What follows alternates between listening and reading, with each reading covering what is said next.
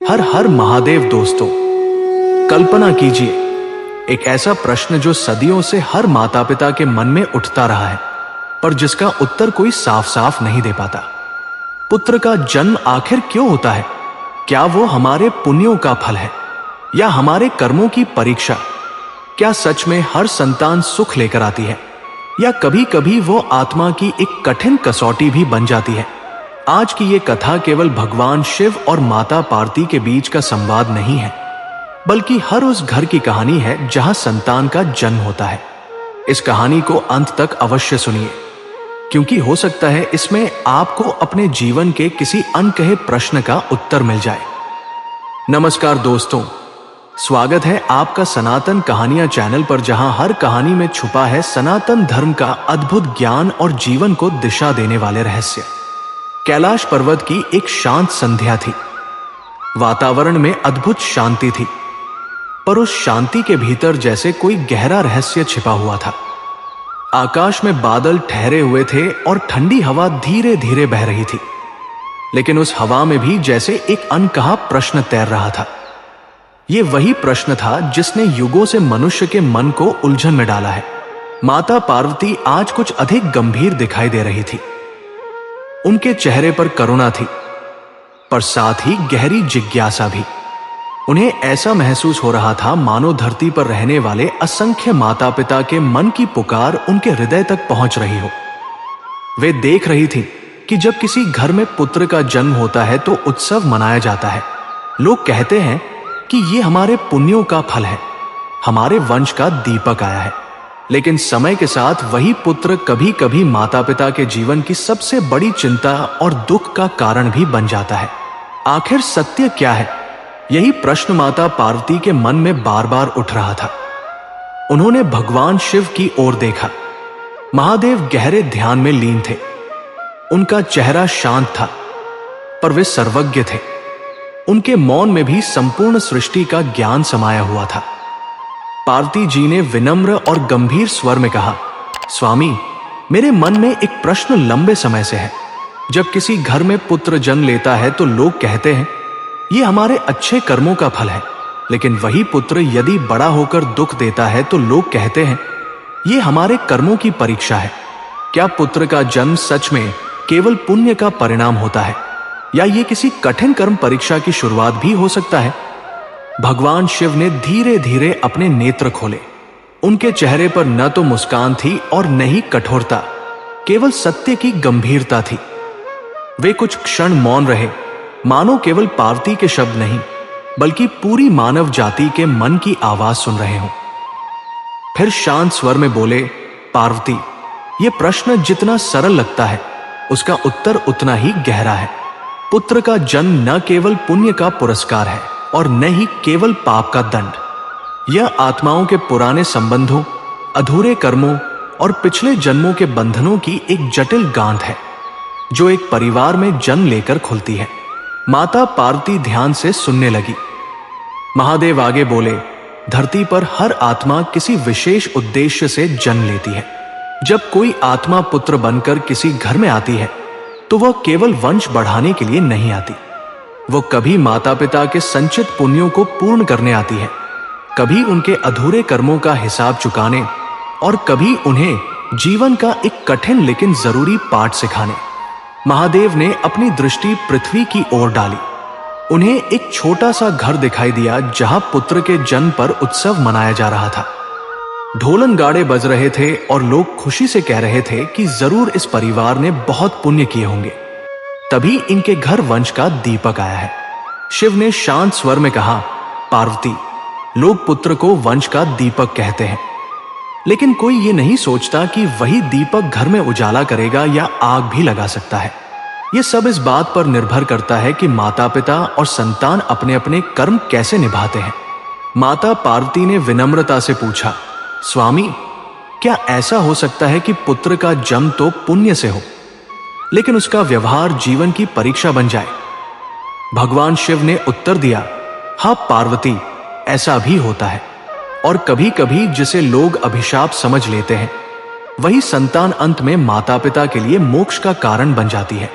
फिर महादेव बोले, मैं तुम्हें कई कथाएं सुनाऊंगा, कुछ ऐसी जहां पुत्र वरदान बनकर आया लेकिन परीक्षा बन गया, और कुछ ऐसी जहां वो परीक्षा बनकर आया पर अंत में सबसे बड़ा आशीर्वाद सिद्ध हुआ।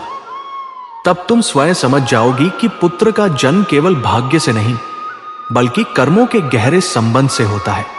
कैलाश पर चारों ओर शांति छा गई। देवता भी मानो इस गहन संवाद को सुनने के लिए स्थिर हो गए। माता पार्वती ने श्रद्धा से सिर झुका लिया। उन्हें अनुभव हो गया था कि अब जो कथा आरंभ होगी वो केवल कहानी नहीं बल्कि हर माता पिता के जीवन का आईना होगी। भगवान शिव का स्वर और भी गंभीर हो गया। उन्होंने कहा, पुत्र का जन्म केवल इस एक जीवन की घटना नहीं है, ये कई जन्मों के अधूरे संबंधों और कर्मों का परिणाम होता है। फिर उन्होंने एक पुरानी कथा सुनानी शुरू की। धरती पर एक धर्मपरायण दंपति रहते थे। वे अपने तप, दान और सेवा के लिए पूरे प्रदेश में प्रसिद्ध थे। उन्होंने जीवन भर भूखों को भोजन कराया, अतिथियों की सेवा की और कभी किसी का बुरा नहीं किया। पर उनके मन के भीतर एक हल्का सा अहंकार जन्म ले चुका था। उन्हें विश्वास हो गया था कि हमने इतने पुण्य कर लिए हैं कि अब जीवन में कोई कठिनाई आ ही नहीं सकती। इसी भावना के साथ उन्होंने पुत्र की इच्छा की। समय आने पर उनके घर एक तेजस्वी पुत्र ने जन्म लिया। पूरे नगर में उत्सव मनाया गया। लोग कहने लगे कि ऐसे पुण्यात्मा माता पिता को ऐसा ही पुत्र मिलता है, ये उनके पुण्यों का फल है। लेकिन शिव ने पार्वती से कहा, मनुष्य जो देखता है वो सत्य का केवल एक छोटा सा भाग होता है। महादेव ने बताया कि उस पुत्र की आत्मा उसी दंपति से पिछले जन्म से जुड़ी हुई थी। पूर्व जन्म में वही स्त्री एक संपन्न परिवार की थी और वही पुरुष एक प्रतिष्ठित व्यक्ति था। एक दिन उनके द्वार पर एक अनाथ बालक सहायता की आशा लेकर आया। स्त्री ने मन ही मन सोचा कि यह हमारी जिम्मेदारी नहीं है, और पुरुष ने सत्य जानते हुए भी कुछ नहीं कहा। उस बालक को सहारा नहीं मिला। वो अपमान और पीड़ा के साथ वहां से चला गया। वही आत्मा इस जन्म में उनके घर पुत्र बनकर लौटी, अपने अधूरे दर्द और ऋण के साथ। जैसे जैसे वो पुत्र बड़ा हुआ, उसका स्वभाव कठोर होता गया। वो माता पिता के त्याग और प्रेम को समझ नहीं पाया। वो उनकी सेवा को अपना अधिकार समझता और कठोर वचनों से उनके हृदय को चोट पहुंचाता। माता पार्वती ये सुनकर दुखी हो गई। उन्होंने पूछा, स्वामी, जब वे इतने पुण्यात्मा थे तो उन्हें ऐसा कष्ट क्यों सहना पड़ा? भगवान शिव ने शांत स्वर में कहा, पार्वती, पुण्य केवल सुख देने के लिए नहीं होता, वह धैर्य, करुणा और सच्चे प्रेम की परीक्षा भी लेता है। यह पुत्र उनके लिए परीक्षा बनकर आया था, ये देखने के लिए कि वे सेवा प्रशंसा पाने के लिए करते हैं या सच्ची करुणा से। वर्ष बीतते गए। समाज के लोग कहने लगे कि यह पुत्र उनके लिए अभिशाप है, लेकिन उन माता पिता ने कभी उसे त्यागा नहीं। उन्होंने उसी धैर्य और प्रेम से उसकी देखभाल की जैसे किसी असहाय की करते हैं, बिना शिकायत और बिना अपेक्षा के। एक दिन वही पुत्र गंभीर रोग से ग्रस्त हो गया। माता पिता ने बिना शिकायत, बिना किसी को दोष दिए दिन रात उसकी सेवा की। उन्होंने ये नहीं सोचा कि उसने उन्हें कितना दुख दिया था। वे केवल यह देखते रहे कि उनका पुत्र पीड़ा में है। उनके निस्वार्थ प्रेम और समर्पण के बीच धीरे धीरे उस आत्मा का पूर्व जन्म का बोझ हल्का होने लगा। रोगशैया पर पड़े पड़े पहली बार उसके भीतर पश्चाताप जागा। उसने कांपते हाथों से माता पिता के चरण पकड़ लिए। उसकी आंखों से आंसू बहने लगे। उसने स्वीकार किया कि वह अनजाने में एक पुराने ऋण को चुकाने आया था, और उनके प्रेम ने उसे भीतर से मुक्त कर दिया। भगवान शिव ने पार्वती से कहा, यही पुत्र जन्म का रहस्य है। वो हमेशा सुख का पुरस्कार बनकर नहीं आता, कभी कभी वो करुणा और धैर्य की कठिन परीक्षा बनकर आता है। जो इस परीक्षा में प्रेम और धैर्य बनाए रखता है वही सच्चे अर्थों में पुण्यवान कहलाता है। कैलाश पर गहरा मौन छा गया। माता पार्वती अब समझ चुकी थी कि पुत्र का जन्म केवल उत्सव का कारण नहीं बल्कि एक गहरा आत्मिक उत्तरदायित्व है। फिर महादेव बोले, अब मैं तुम्हें दूसरी कथा सुनाता हूं। यह कथा उस पुत्र की है जो सच में महान पुण्यों का फल था। पर वही पुण्य उसके और उसके माता पिता के लिए परीक्षा बन गए। धरती पर एक धर्मप्रिय राजा रहता था। उसने जीवन भर न्याय और धर्म का पालन किया। प्रजा की सेवा को उसने अपना सबसे बड़ा कर्तव्य माना। दान, न्याय और सत्य के कारण उसका नाम दूर दूर तक सम्मान से लिया जाता था। धीरे धीरे उसके मन में यह विश्वास गहराने लगा कि वह जो भी करता है वो विशेष है और ईश्वर की कृपा उस पर सदा बनी रहेगी। इसी भावना के साथ उसने पुत्र की इच्छा की। समय आने पर उसके घर एक अत्यंत तेजस्वी और बुद्धिमान पुत्र ने जन्म लिया। ज्योतिषियों ने कहा कि यह बालक महान पुण्यों का परिणाम है और आगे चलकर राज्य का गौरव बढ़ाएगा। राजा का हृदय गर्व से भर गया। यह गर्व धीरे धीरे उसके स्वभाव में उतरने लगा। पुत्र बड़ा हुआ तो उसमें अद्भुत प्रतिभा दिखाई देने लगी। गुरु उसकी प्रशंसा करते, प्रजा उसे भविष्य का महान शासक मानने लगी। पर निरंतर प्रशंसा ने उसके भीतर यह भाव भी पैदा कर दिया कि वह दूसरों से श्रेष्ठ है। उसने माता पिता की शिक्षाओं को पूरी तरह नहीं छोड़ा, पर उनकी विनम्रता को कभी अपने भीतर नहीं उतारा। राजा भी पुत्र की गलतियों को उसकी योग्यता के नाम पर अनदेखा करता रहा। माता पार्वती ने पूछा, यदि वह पुत्र सच में पुण्य का फल था तो उसके भीतर अहंकार क्यों आया?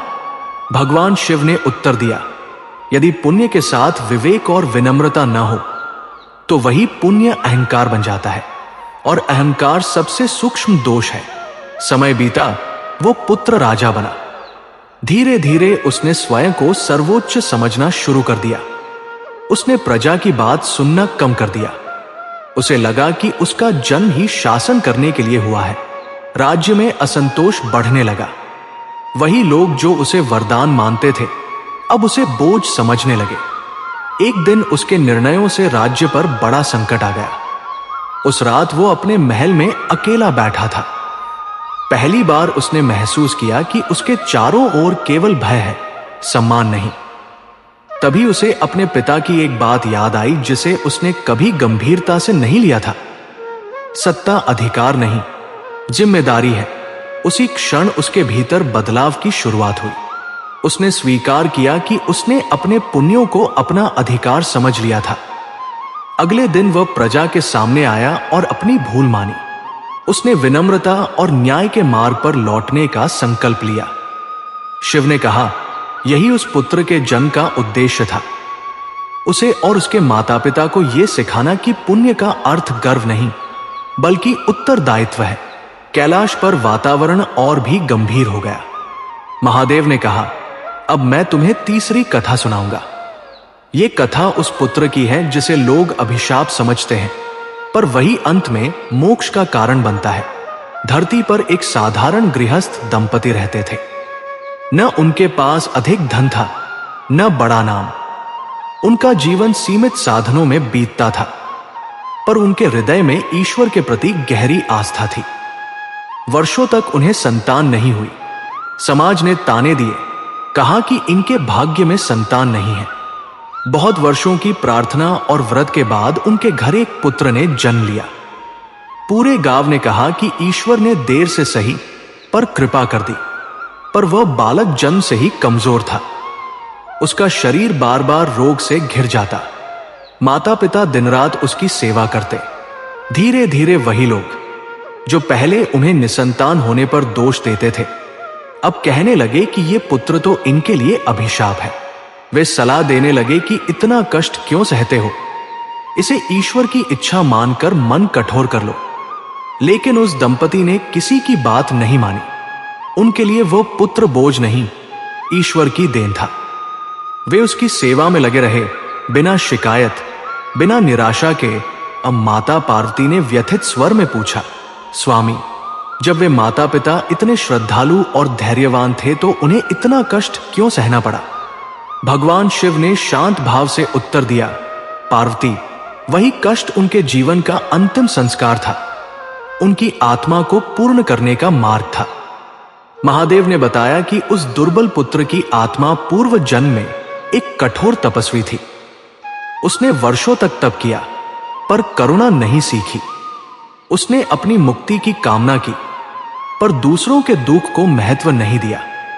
इसलिए इस जन्म में उसे असहाय शरीर मिला, ताकि वह करुणा को केवल समझे नहीं बल्कि उसे अनुभव करे। और जिन माता पिता के घर वह जन्मा, वे इसलिए चुने गए क्योंकि उनके भीतर सेवा और प्रेम की अपार शक्ति थी। समय बीतता गया, पुत्र बड़ा हुआ, पर उसका शरीर कभी पूर्ण रूप से स्वस्थ नहीं हो पाया।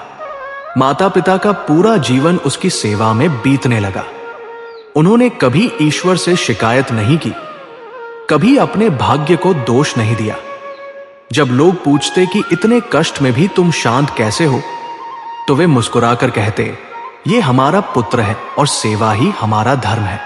एक दिन वह पुत्र, जो वर्षों से रोगों से संघर्ष कर रहा था, अपने माता पिता के पास बैठा। उसकी आंखों में उस दिन एक अलग ही शांति थी।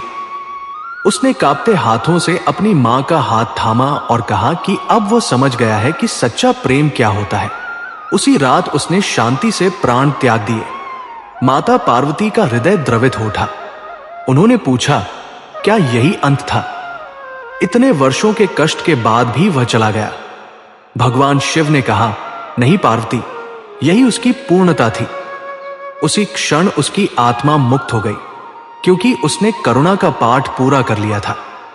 और जिन माता पिता ने जीवन भर सेवा की, वही सेवा उनके लिए मोक्ष का मार्ग बन गई। जिस पुत्र को संसार अभिशाप कहता रहा, वही उनके जीवन का सबसे बड़ा पुण्य सिद्ध हुआ। शिव ने गंभीर स्वर में कहा, मनुष्य पुत्र के जीवन की लंबाई को देखता है, पर ईश्वर उसके उद्देश्य को देखता है। कुछ संतानें जीवन भर साथ रहकर सुख देती है और कुछ थोड़े समय के लिए आकर आत्मा को शुद्ध कर जाती है। दोनों ही अपने अपने स्थान पर समान महत्व रखती है। कैलाश पर गहरा मौन छा गया। माता पार्वती की आंखों में करुणा के आंसू थे। अब वे समझ चुकी थी कि पुत्र का जन्म केवल वंश चलाने या सुख देने के लिए नहीं होता, कई बार वह आत्मा की अंतिम यात्रा का साधन भी बनता है। तब भगवान शिव ने कहा, अब समय है अंतिम सत्य को स्पष्ट करने का। कैलाश पर्वत पर गहन शांति फैल गई। ऐसा लगा मानो स्वयं समय भी ठहर गया हो। माता पार्वती का हृदय भावनाओं से भरा था। उन्होंने विनम्रता से कहा, प्रभु, अब मैं बहुत कुछ समझ चुकी हूं, फिर भी एक अंतिम प्रश्न है। पुत्र का जन्म वास्तव में क्या है? क्या वह पुण्य का फल है, कर्मों की परीक्षा है, या भाग्य का कोई रहस्य? भगवान शिव ने मंद मुस्कान के साथ उत्तर दिया, पार्वती, पुत्र का जन्म न केवल पुण्य का पुरस्कार है और न ही केवल कर्मों का दंड। ये इन सबसे परे एक दिव्य योजना है, जिसे मनुष्य अपनी सीमित दृष्टि से समझ नहीं पाता। उन्होंने कहा, जब कोई आत्मा पुत्र के रूप में जन्म लेती है, तो वह केवल शरीर लेकर नहीं आती। वो अपने साथ अनेक जन्मों के संस्कार, ऋण और अधूरे उद्देश्य भी लाती है। उसी प्रकार माता पिता भी केवल इस जन्म के पात्र नहीं होते, वे भी अपने कर्मों और पुण्यों का संचित परिणाम साथ लेकर आते हैं। इन तीनों के मिलन से ही पुत्र का जन्म होता है। कुछ घरों में पुत्र इसलिए जन्म लेता है क्योंकि वहां के पुण्य अभी पूर्ण नहीं हुए होते। वो माता पिता को प्रेम, त्याग और जिम्मेदारी का सच्चा अर्थ सिखाने आता है। कुछ घरों में वह इसलिए आता है क्योंकि वहां अधूरे कर्म होते हैं। वह कठिनाई लाकर माता पिता को उनके भीतर छिपे अहंकार, क्रोध और मोह से मुक्त करता है। शिव ने आगे कहा, यह मानना गलत है कि केवल आज्ञाकारी और सुख देने वाला पुत्र ही पुण्य का फल है। कई बार सुख देने वाला पुत्र माता पिता को मोह में बांध देता है और कष्ट देने वाला पुत्र उन्हें ईश्वर के अधिक निकट ले जाता है। ईश्वर ये नहीं देखता कि संतान कितनी आज्ञाकारी है, वो ये देखता है कि उसके आने से आत्मा कितनी शुद्ध हुई। माता पार्वती ने भावुक होकर पूछा, और जो माता पिता इस परीक्षा में टूट जाते हैं, उनका क्या? भगवान शिव ने करुण स्वर में कहा, पार्वती, ईश्वर कभी भी मनुष्य को उसकी सामर्थ्य से अधिक भार नहीं देता। जिस परीक्षा से कोई गुजरता है, उसे सहने की शक्ति उसके भीतर पहले से होती है। मनुष्य केवल उसे पहचान नहीं पाता। महादेव ने आगे समझाया कि पुत्र का जन्म कभी भी केवल संयोग नहीं होता, न वह सिर्फ भाग्य से होता है और न ही केवल इच्छा से। वह एक गहरा उत्तरदायित्व होता है।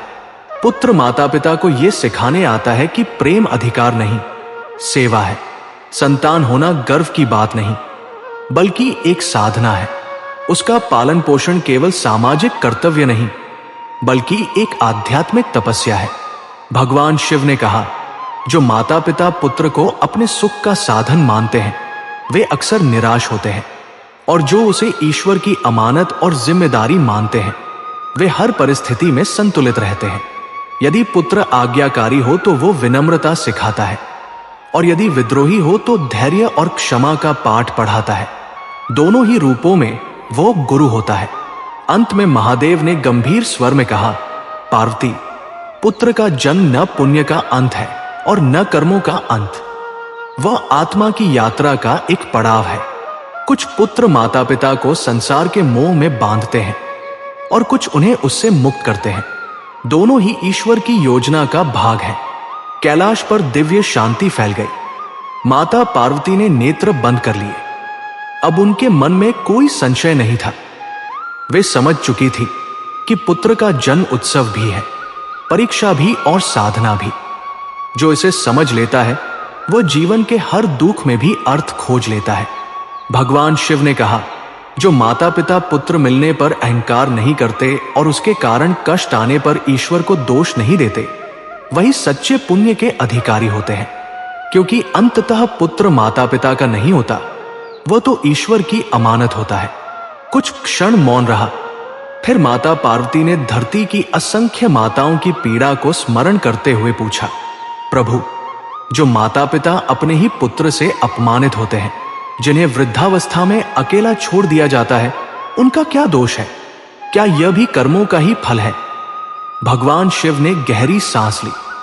उनका स्वर और भी करुण हो गया। उन्होंने कहा, यही वो अवस्था है जहां मनुष्य ईश्वर को सबसे अधिक दोष देता है और वहीं से उसकी वास्तविक परीक्षा आरंभ होती है। कई बार पुत्र माता पिता की सबसे कठिन तपस्या बनकर आता है। वह सुख देने नहीं, बल्कि यह देखने आता है कि मनुष्य बिना अपेक्षा के भी प्रेम कर सकता है या नहीं। उन्होंने एक और उदाहरण दिया। धरती पर एक वृद्ध दंपति था। उन्होंने संघर्ष करके अपने पुत्र को पढ़ाया लिखाया, उसे योग्य बनाया। पुत्र सफल हुआ, प्रतिष्ठित हुआ, पर सफलता के साथ उसके भीतर अहंकार आ गया। उसे लगा कि अब माता पिता उसके जीवन में बाधा है। उसने उनसे दूरी बना ली। एक ही घर में रहते हुए भी वे अकेले हो गए। माता पार्वती ने दुखी होकर पूछा, क्या ऐसे माता पिता असफल कहलाएंगे? भगवान शिव ने दृढ़ स्वर में कहा, नहीं पार्वती, वे असफल नहीं हैं। वे उस आत्मा के लिए तप कर रहे हैं जो इस जन्म में अहंकार में उलझ गई है। जब कोई आत्मा भौतिक सफलता में खोकर धर्म से दूर हो जाती है, तब ईश्वर उसे ऐसे माता पिता के पास भेजता है जिनके भीतर निस्वार्थ प्रेम की क्षमता हो। ऐसे माता पिता का जीवन बाहर से कष्टपूर्ण दिख सकता है, पर उनकी आत्मा अत्यंत तेजस्वी होती है। उनका मौन सहना और बिना शिकायत प्रेम करते रहना एक महान तपस्या है। शिव ने कहा, ऐसे पुत्र माता पिता को ये सिखाने आते हैं कि प्रेम का अर्थ बदले में प्रेम पाना नहीं है। सच्चा प्रेम वह है जो उपेक्षा में भी स्थिर रहे। जो माता पिता इस परीक्षा में टूटते नहीं, वे अपने कर्मों को पूर्ण कर लेते हैं। और जिस दिन वह पुत्र अपने अहंकार से मुक्त होता है, उसके भीतर पश्चाताप अवश्य जागता है, चाहे इस जीवन में या अगले जन्म में। महादेव ने कहा, मनुष्य समय को देखता है पर ईश्वर परिणाम को देखता है। कुछ तपस्याएं जीवन के अंत में फल देती हैं और कुछ मृत्यु के बाद। माता पार्वती अब गहरे चिंतन में थी। उन्होंने पूछा, क्या यह कहना उचित होगा कि पुत्र का जन्म माता पिता के आध्यात्मिक विकास का भी साधन है? भगवान शिव मुस्कुराए और बोले, पार्वती, यही सबसे बड़ा सत्य है। संतान के आने से पहले मनुष्य केवल अपने लिए जीता है। संतान के आने के बाद वह किसी और के लिए जीना सीखता है। यही परिवर्तन आत्मा का विस्तार करता है। जब मनुष्य अपने सुख से ऊपर उठकर किसी और के सुख दुख को अपना बना लेता है, तभी उसका हृदय विशाल होता है और वही विस्तार उसे ईश्वर के और निकट ले जाता है। शिव बोले कि जब पुत्र छोटा होता है तब माता पिता त्याग करना सीखते हैं। जब वह बड़ा होने लगता है तो वे धैर्य सीखते हैं। जब वो विरोध करता है तो वे क्षमा करना सीखते हैं, और जब वो उनसे दूर चला जाता है तब उनके भीतर वैराग्य जन्म लेता है। इस तरह पुत्र जीवन के हर चरण में माता पिता को एक नया आध्यात्मिक पाठ सिखाता है। माता पार्वती ने विनम्र भाव से पूछा, नाथ, क्या यह कहना सही होगा कि पुत्र का जन्म माता पिता को मोक्ष के योग्य बनाने की एक प्रक्रिया भी हो सकता है? भगवान शिव गंभीर स्वर में बोले, हाँ देवी, कई माता पिता मोक्ष इसलिए नहीं पा पाते क्योंकि वे जीवन भर अपने ही सुख और दुख में उलझे रहते हैं। पुत्र उन्हें उनके अहंकार से बाहर निकालता है। जब माता पिता पुत्र को अपनी संपत्ति नहीं बल्कि ईश्वर की अमानत मानते हैं, तब वे धीरे धीरे बंधनों से मुक्त होने लगते हैं। वे समझते हैं कि प्रेम का अर्थ किसी को बांधना नहीं बल्कि उसे स्वतंत्र करना है। यही समझ अंत में उन्हें मोक्ष के मार्ग पर ले जाती है। शिव ने आगे कहा, पुत्र का जन्म जीवन का केंद्र नहीं बल्कि जीवन को साधने का एक माध्यम है। जो इस सत्य को समझ लेता है वो ये प्रश्न नहीं करता कि पुत्र पुण्य का फल है या कर्मों की परीक्षा। वो केवल ये जानता है कि ये ईश्वर की दी हुई जिम्मेदारी है जिसे निभाकर आत्मा को आगे बढ़ाना है। कैलाश पर दिव्य प्रकाश फैल गया। माता पार्वती ने प्रणाम किया। उनके हृदय में अब गहरी शांति थी। ये शांति केवल शब्दों से नहीं बल्कि समझ से आई थी। वे अब इस संवाद को केवल सुन नहीं रही थी बल्कि भीतर से अनुभव कर रही थी। उन्होंने धीरे से पूछा, नाथ, शास्त्रों में पितृऋण की बात कही गई है। क्या पुत्र का जन्म उस ऋण से भी जुड़ा होता है जिसे मनुष्य ठीक से समझ नहीं पाता? भगवान शिव का स्वर और गंभीर हो गया। उन्होंने कहा, पितृऋण केवल वंश आगे बढ़ाने का दायित्व नहीं है, यह आत्माओं के बीच चलने वाला एक सूक्ष्म संबंध है। कई बार पुत्र इसलिए जन्म लेता है क्योंकि वंश की आत्माओं के कुछ कर्म अधूरे रह जाते हैं। वे एक जीवन में पूरे नहीं हो पाते, इसलिए वही आत्माएं नए रूप में लौटती हैं पुत्र बनकर। महादेव ने समझाया कि जब कोई परिवार अपने पूर्वजों के संस्कार भूल जाता है, उनके मूल्यों को त्याग देता है और केवल भौतिक सफलता को ही जीवन का लक्ष्य बना लेता है, तब ईश्वर ऐसे घर में पुत्र भेजता है जो उन्हें सच का आईना दिखा सके। कभी वो पुत्र धर्म का प्रकाश बनकर आता है तो कभी संघर्ष का कारण बनकर, पर उसका उद्देश्य एक ही होता है, वंश को उसके सही मार्ग की याद दिलाना। शिव ने उदाहरण देते हुए कहा कि धरती पर एक वंश था जो कभी बहुत धर्मपरायण था। समय के साथ उसके वंशज धन और प्रतिष्ठा में ही उलझ गए। बुजुर्गों की बातों को अनदेखा किया जाने लगा। तब उसी घर में एक पुत्र जन्मा जो स्वभाव से प्रश्न करने वाला था। वह दिखावे को नहीं मानता था और सत्य के लिए खड़े होने से नहीं डरता था। परिवार ने उसे गलत समझा, यहां तक कि उसे कलंक कहा, लेकिन वही पुत्र अंत में पूरे वंश को गलत रास्ते से वापस धर्म की ओर ले आया। माता पार्वती ने कहा, तो नाथ, कई बार जिस पुत्र को लोग बुरा समझते हैं वही पितृऋण चुकाने का माध्यम बनता है।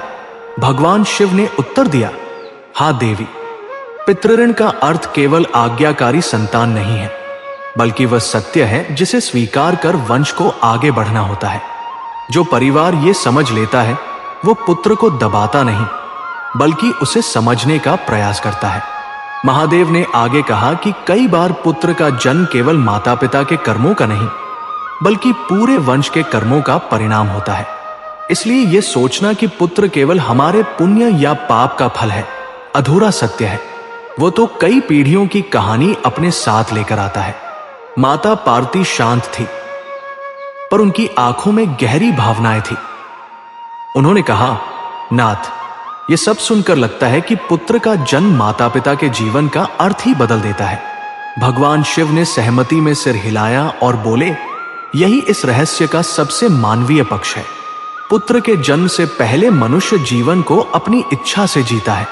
वो अपने सुख, अपने लक्ष्य और अपने भय के चारों ओर अपना संसार बनाता है, लेकिन पुत्र के आते ही उसका केंद्र बदल जाता है। अब वह केवल अपने लिए नहीं बल्कि किसी और के भविष्य के लिए सोचने लगता है। यही परिवर्तन आत्मा को परिपक्व बनाता है। शिव ने कहा कि कुछ माता पिता इस परिवर्तन को सहज रूप से स्वीकार कर लेते हैं, वे समझ जाते हैं कि अब जीवन केवल उनका नहीं रहा। ऐसे माता पिता पुत्र के माध्यम से अपने हृदय को विशाल बना लेते हैं। लेकिन कुछ माता पिता इस बदलाव से संघर्ष करते हैं। वे चाहते हैं कि पुत्र हमेशा उनकी इच्छा के अनुसार ही चले। यही अपेक्षा आगे चलकर दुख का कारण बनती है। माता पार्वती ने भावुक होकर पूछा, नाथ, फिर सही मार्ग क्या है? भगवान शिव ने शांत स्वर में कहा, सही मार्ग स्वीकार का है। यह स्वीकार कि पुत्र तुम्हारा नहीं है, वह तुम्हारे माध्यम से इस संसार में आया है। तुम उसके मार्गदर्शक हो, स्वामी नहीं। जब माता पिता ये बात समझ लेते हैं, तब पुत्र का जन्म उनके लिए बोझ नहीं बल्कि आशीर्वाद बन जाता है। महादेव ने आगे कहा कि कुछ पुत्र माता पिता को संसार से जोड़ते हैं और कुछ उन्हें संसार से अलग करना सिखाते हैं। जो माता पिता पुत्र के दूर जाने पर भी ईश्वर को दोष नहीं देते, बल्कि उसके पीछे छिपे उद्देश्य को समझने का प्रयास करते हैं, वे जीवन की ऊंची अवस्था को छू लेते हैं। उनके लिए पुत्र का जन्म केवल एक घटना नहीं रहता, वो आत्मा की यात्रा का हिस्सा बन जाता है। भगवान शिव ने कहा कि पुत्र मनुष्य को यह सिखाने आता है कि जीवन केवल पाने का नाम नहीं है, जीवन त्यागने, सहने और समझने का नाम भी है। जो ये सीख लेता है, उसके लिए पुत्र कभी केवल सुख नहीं, कभी केवल परीक्षा नहीं, बल्कि अंततः मोक्ष का मार्ग बन जाता है। कैलाश पर्वत पर गहरी शांति फैल गई। माता पार्वती ने प्रणाम किया। उनके मन में अब कोई प्रश्न नहीं था, केवल स्वीकार था। यह स्वीकार कि पुत्र का जन्म ईश्वर का एक गहरा और करुण उपहार है। कुछ क्षण बाद माता पार्वती ने फिर पूछा, नाथ, आपने कर्म, पुण्य और पितृऋण का रहस्य समझा दिया, पर मनुष्य अपने जीवन में सबसे अधिक जिस शब्द का सहारा लेता है वह है भाग्य। लोग कहते हैं जैसा भाग्य होगा वैसा ही पुत्र मिलेगा। क्या पुत्र का जन्म सच में भाग्य से तय होता है? भगवान शिव कुछ देर मौन रहे, फिर बोले, भाग्य वो शब्द है जिसके पीछे मनुष्य अपनी सीमित समझ छिपा लेता है। भाग्य कोई अचानक होने वाली घटना नहीं है, वह पूर्व कर्मों का परिणाम है। पुत्र का जन्म भी उसी क्रम का हिस्सा है। महादेव ने समझाया कि जब कोई आत्मा पुत्र बनकर जन्म लेती है, तो उसके लिए माता पिता का चयन भी सोच समझकर होता है। ईश्वर उसे उसी घर में भेजता है जहां उसके संस्कारों के अनुसार उचित वातावरण मिल सके। इसलिए कभी शांत स्वभाव वाली आत्मा कठोर माता पिता के यहां जन्म लेती है और कभी तेज स्वभाव वाली आत्मा कोमल हृदय वाले माता पिता के घर आती है। दोनों स्थितियों में उद्देश्य संतुलन बनाना होता है। शिव ने कहा कि मनुष्य भाग्य को बाहर की घटना समझता है, पर वास्तव में भाग्य आत्मा का अनुशासन है। पुत्र का जन्म उसी अनुशासन की एक कड़ी है। वो माता पिता और पुत्र दोनों के लिए सीख लेकर आता है। कभी वह माता पिता को धैर्य सिखाता है, तो कभी पुत्र को नम्रता। कभी वह परिवार को जोड़ता है, तो कभी छिपी हुई कमियों को सामने लाता है। माता पार्वती ने पूछा, नाथ, ऐसा क्यों होता है कि एक ही परिवार में दो पुत्र होते हैं, पर दोनों का स्वभाव और जीवन बिल्कुल अलग होता है? भगवान शिव ने उत्तर दिया, क्योंकि आत्माएं अलग होती हैं। शरीर एक ही वंश से आता है, पर आत्मा अपने कर्म साथ लाती है। एक ही माता पिता के घर जन्म लेकर भी दोनों पुत्र अलग अलग उद्देश्य लेकर आते हैं। एक माता पिता को सुख देने आता है और दूसरा उनके भीतर के मोह को तोड़ने। महादेव ने आगे कहा कि पुत्र माता पिता को यह सिखाने आता है कि जीवन पूरी तरह नियंत्रण में नहीं होता। जो माता पिता सब कुछ अपने हाथ में रखना चाहते हैं, वे अधिक दुखी होते हैं, और जो स्वयं को केवल माध्यम मान लेते हैं, वे हर परिस्थिति में संतुलित रहते हैं। भगवान शिव ने अंत में कहा, भाग्य दंड नहीं है, भाग्य आत्मा की पाठशाला है। पुत्र का जन्म उसी पाठशाला का एक अध्याय है। जो इसे समझ लेता है वह आगे बढ़ता है, जो नहीं समझता वो उसी चक्र में उलझा रहता है। माता पार्वती ने अनुभव किया कि यह संवाद अब पूर्णता की ओर बढ़ रहा है। उन्होंने हाथ जोड़कर कहा, नाथ, अब आप अंतिम उपदेश दीजिए, ताकि जो माता पिता इस कथा को सुने वे केवल समझे ही नहीं बल्कि उसे अपने जीवन में भी उतार सके। भगवान शिव का स्वर अत्यंत शांत और करुणामय हो गया। उन्होंने कहा कि पुत्र को समझने का पहला नियम यह है कि उसे अपनी संपत्ति न समझा जाए। उसे ईश्वर की अमानत मानो जो कुछ समय के लिए तुम्हें सौंपी गई है। जब यह भाव मन में बैठ जाता है तब अपेक्षाएं स्वयं कम होने लगती है। महादेव ने कहा कि पुत्र का व्यवहार जैसा भी हो, माता पिता को यह याद रखना चाहिए कि वे उसके जीवन के पहले गुरु हैं। उनका आचरण ही उसकी सबसे बड़ी शिक्षा है। जो माता पिता स्वयं क्रोध, अहंकार और असंतोष में डूबे रहते हैं, वे पुत्र से शांति और संतुलन की आशा नहीं कर सकते। भगवान शिव ने आगे कहा कि यदि पुत्र आज्ञाकारी हो तो माता पिता को अहंकार नहीं करना चाहिए, और यदि वो विद्रोही हो तो स्वयं को असफल नहीं मानना चाहिए। दोनों स्थितियां ईश्वर की योजना का भाग है। आज्ञाकारी पुत्र माता पिता की सेवा भावना को परखता है और विद्रोही पुत्र उनके धैर्य की परीक्षा लेता है। माता पार्वती भावुक हो उठीं। उन्होंने पूछा, नाथ, यदि पुत्र बहुत दूर चला जाए और माता पिता को अकेला छोड़ दे तो? भगवान शिव ने कोमल स्वर में कहा, तब माता पिता को समझना चाहिए कि उनका दायित्व समाप्त नहीं हुआ, केवल उसका रूप बदल गया है। अब उनका कर्तव्य अधिकार जताना नहीं बल्कि प्रार्थना करना है। जो माता पिता पुत्र को बांधने के बजाय उसके लिए प्रार्थना करना सीख लेते हैं, वे भीतर से सबसे अधिक मुक्त हो जाते हैं। महादेव ने आगे कहा कि पुत्र का जन्म मनुष्य को यह सिखाने आता है कि प्रेम नियंत्रण नहीं, स्वीकार है। सेवा अपेक्षा नहीं, समर्पण है। और संबंध अधिकार नहीं बल्कि जिम्मेदारी है। जो माता पिता इस सत्य को समझ लेते हैं, उनके लिए पुत्र का जन्म उन्हें ईश्वर के और निकट ले जाता है, चाहे परिस्थितियां कैसी भी हो। माता पार्वती अब तक इन वचनों को बुद्धि से समझ रही थी, पर इस क्षण उनका हृदय पृथ्वी की हर मां की पीड़ा से भर गया। उन्होंने धीमे स्वर में कहा, नाथ, आपने पिता और पुत्र के संबंध को समझाया, पर मां का हृदय सबसे अधिक सहता है। पुत्र के हर दुख और हर भटकाव में मां स्वयं को दोषी मान लेती है। उस पीड़ा का क्या अर्थ है? भगवान शिव का स्वर और भी कोमल हो गया। उन्होंने कहा, मां का प्रेम इस संसार की सबसे गहरी तपस्या है। यह ऐसी तपस्या है जिसमें कोई मंत्र नहीं, कोई नियम नहीं, केवल निरंतर सहनशीलता है। जब पुत्र जन्म लेता है तो मां केवल शरीर नहीं देती, वो अपने जीवन का एक अंश दे देती है। इसलिए पुत्र का हर गलत कदम उसके भीतर एक प्रश्न बनकर उठता है कि कहीं कमी मुझसे तो नहीं रह गई। महादेव ने कहा कि धरती पर असंख्य माताएं हैं जिनके पुत्र उनके सपनों के अनुसार नहीं बन पाते।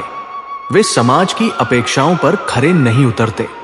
कभी वे क्रोधी हो जाते हैं, कभी भटक जाते हैं, कभी मां से दूर हो जाते हैं। फिर भी मां का प्रेम समाप्त नहीं होता। वह चुपचाप रोती है, पर पुत्र के सामने मुस्कान रखती है। यही मौन उसका सबसे बड़ा त्याग है। भगवान शिव ने समझाया कि मां का यह मौन केवल भावना नहीं बल्कि आध्यात्मिक शक्ति है। वह ईश्वर से शिकायत नहीं करती बल्कि प्रार्थना करती है। वह पुत्र को बदलने की जिद नहीं करती बल्कि स्वयं को और धैर्यवान बनाती है। इसी कारण कई बार पुत्र देर से सही पर अंततः मां की उस मौन तपस्या के आगे झुक जाता है। माता पार्वती की आंखों में आंसू भर आए। उन्होंने पूछा, नाथ, क्या मां का यह सहना भी किसी आत्मिक योजना का हिस्सा होता है? भगवान शिव ने कहा, मां का सहना पुत्र के भीतर करुणा जगाने का सबसे शक्तिशाली माध्यम है। कई आत्माएं तर्क से नहीं बदलती, वे केवल प्रेम के भार से बदलती हैं। महादेव ने आगे कहा कि जो मां अपने पुत्र के कारण अपमान, अकेलापन और पीड़ा सहकर भी उसके लिए शुभकामना करती रहती है, वह केवल मां नहीं रहती, वह साधिका बन जाती है। उसका जीवन एक यज्ञ बन जाता है जिसमें उसका धैर्य ही आहुति होता है। माता पार्वती अब अनुभव कर रही थी कि यह संवाद पुत्र के भीतर होने वाले परिवर्तन की ओर बढ़ रहा है। उन्होंने पूछा, नाथ, जब मां और पिता इतना सहते हैं तो क्या पुत्र के भीतर कभी ऐसा क्षण आता है जब वह अपने कर्मों को देख सके?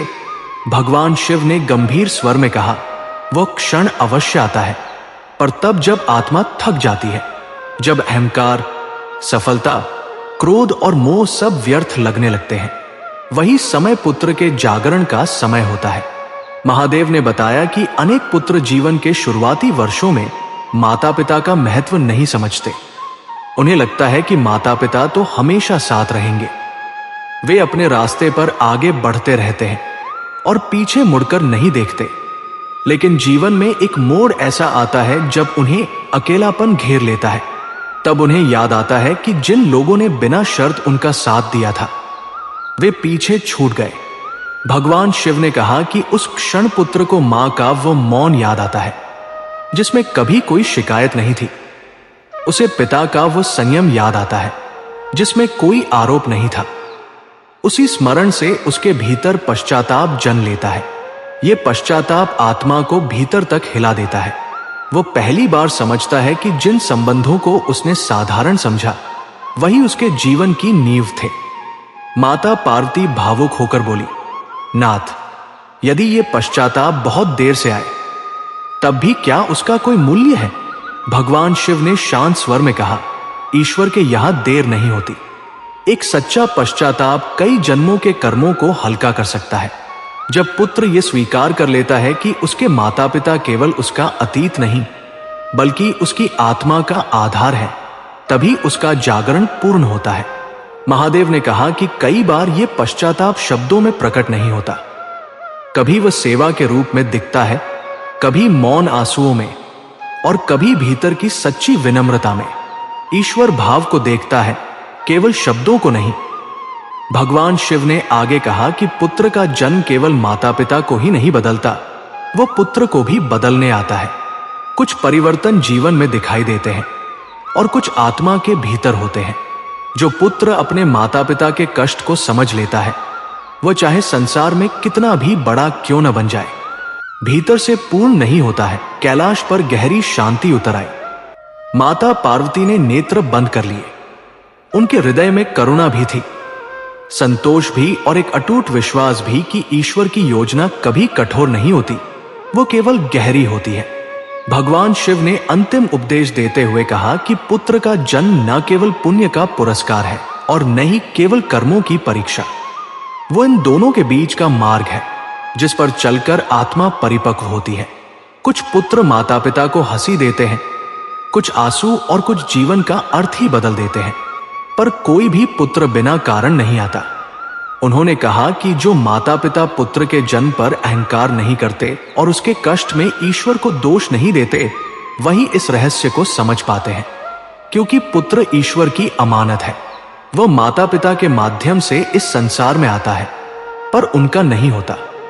वो अपनी यात्रा पर आया एक यात्री है और माता पिता उसकी यात्रा का पहला पड़ाव है। भगवान शिव ने कहा, यदि पुत्र आज्ञाकारी हो तो विनम्रता सीखो, यदि वो विद्रोही हो तो धैर्य सीखो, यदि वह पास रहे तो कृतज्ञ बनो और यदि दूर चला जाए तो प्रार्थना करना सीखो। हर परिस्थिति में पुत्र माता पिता को कुछ न कुछ सिखाने आता है। जो इस शिक्षा को समझ लेता है वही जीवन में मुक्त होता है। माता पार्वती ने भगवान शिव के चरणों में प्रणाम किया। उनका हृदय पूर्ण था। उन्होंने जान लिया कि पुत्र जीवन का केंद्र नहीं बल्कि जीवन को ऊंचाई देने का माध्यम है। और भक्तों, यही इस कथा का सार है। पुत्र का जन्म केवल घर में खुशियां आने की घटना नहीं, यह आत्माओं का मिलन है।